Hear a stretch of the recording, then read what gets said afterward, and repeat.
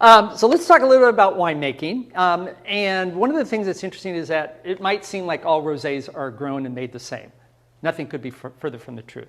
But marketing has certainly made the pale rosé style popular today.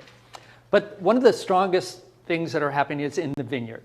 So one of the things that is consideration when you're making a rosé is, are you making a rosé from grapes that were intended to be a red wine?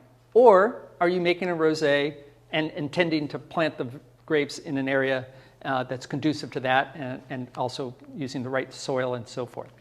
So one of the things that winemakers are doing to meet sort of market demand, though, if you're making a red wine, why not just bleed off some of that juice to concentrate the red wine and sell the bled off juice as a rosé? And that's what we call saignée, and we'll talk about that in a little bit.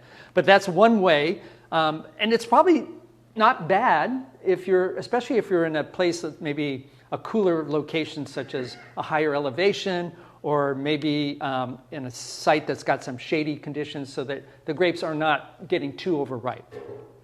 But the second scenario, when you're making a rosé, or planting, especially if you're planting to make a rosé, it's really important to match the variety with the location and the soil. In fact, what we're dealing with here is generally a cooler site. That, again, could be elevation. In fact, in most of the Mediterranean locations where they grow rosé, many of those vineyards are at 1,500 feet elevation or even higher, and those produce lighter style wines. They might also have a north-facing aspect, so they're not directly getting that hot sun during the growing season.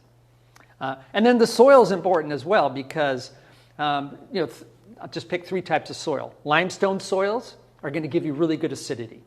If you have volcanic soils or schist soils, you do get a real sense of minerality or sort of a rocky, wet stone character. And if the grapes are planted in sandy soils, as you often find with Grenache, particularly Grenache, it's going to give you a paler color. Sandy soils generally don't develop as much color as some of the other types of soils. So all of those factors will be considered, and they're very important in the overall approach and how you're going to make your wine. So rosé grapes, again, are you going to plant it for a rosé, or are you going to plant what's available? Many producers, when they want to quickly respond to the market, they must use the grapes they already have planted, but they can bud it over to something else that they may choose for a later time.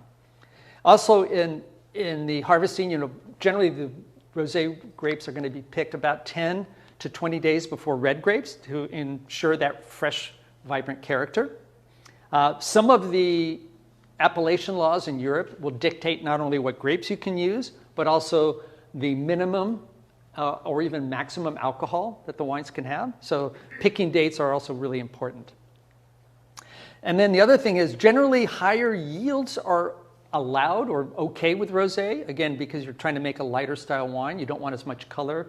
And at the same time, if you get too high of yields, it will make the wine a little bit more dilute and lose that sense of place or sense of terroir. And then, of course, vine age is another thing. So vine age, generally younger vines are often used to produce fresh, fruity rosé wines. And then as they get more mature, they might use those for red wines. But it's interesting in places like in Bandol, for example. Bandol prohibits using any vines that are less than 10 years old for their red wine production.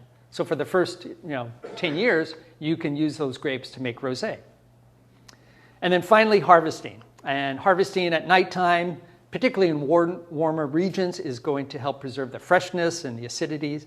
If you're picking with machines, the machines can be very selective.